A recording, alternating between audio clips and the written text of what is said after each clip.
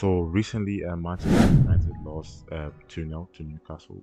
Goals from Isaac and Joe. As we can see here, this is Manchester United's fourth Premier League defeat in a row, losing 2-0 to Newcastle, losing 2-0 to Wolves, losing 3-0 to Bournemouth, losing 4-3 to Spurs.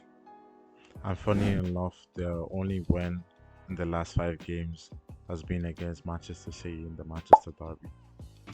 So as we can see, Manchester United continued with their three at the back gimmick, with Delete, Maguire, Martinez at the back, and Masarawi and Dalot as the wing backs, with a midfield of Casemiro, Eriksen, Zirkzee, Ahmad just in front of them, and then Højlund up front.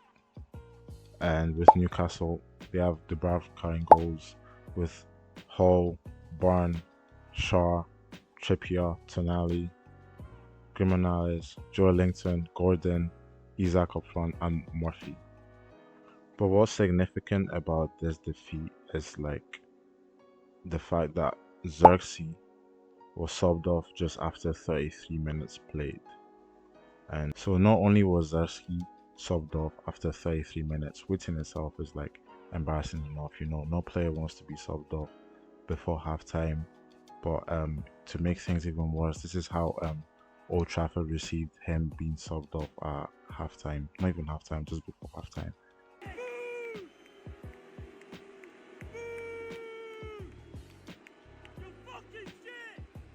Damn.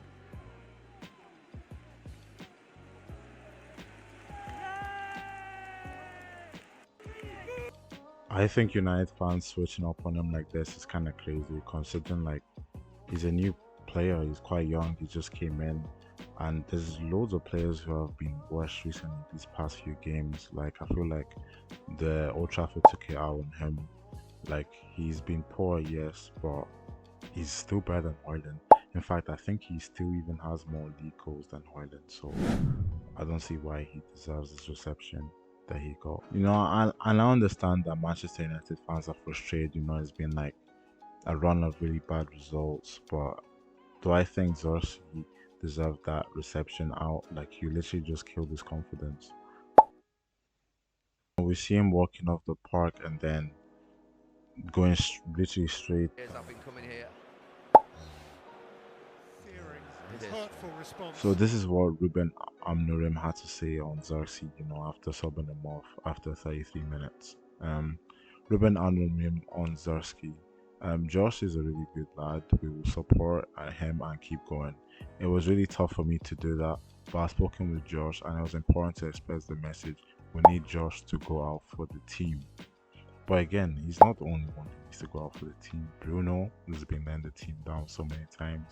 Højlund, who is literally ghost big games just because he scored a couple of goals against some, in the Europa League. Everyone thinks, oh, he's been there for long and he's shown way less.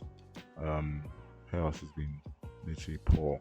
The whole Manchester United team has been so poor that singling out Zirkzee is kind of using him as the scapegoat. That's why I think. But when things aren't going well, it's easy to blame your attacking players, it's easy to blame your strikers, but I feel like more needs to be said about the creative midfielders in Manchester United who literally can't create any chances for any attackers that are on the pitch. The only creative midfielder that I would say, in my opinion, was decent at United was Kobe Mainoo, and for some reason this season he's just forgotten how to play football. So not all the blame can be put on Joshua Zirkzee, because I feel like that would just kill his confidence, especially considering he just came into the club and he's also the cheapest striker out of him and Højlund. So technically, a high expectation should be had of Højlund, but for some reason the United fans bank Højlund, but they're booing Zirkzee, which to me doesn't really make any sense. But for a young striker to cost 36.5 million in today's economy, that is a really good price, considering he also won Serie A Young Player of the Year. A player like that wouldn't just instantly lose all the talent which they had.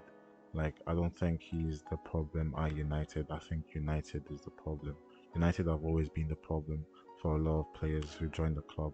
I don't know what happens in the change rooms. I don't know what happens once you get to that club, but it's like you just forget how to play football.